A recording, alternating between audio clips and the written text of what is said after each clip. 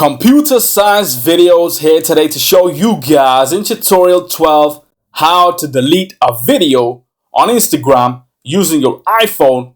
Without further ado, let us start the video. So for this tutorial, you need to have access to an iPhone, have the Instagram app downloaded to your phone, and now we can click on Instagram.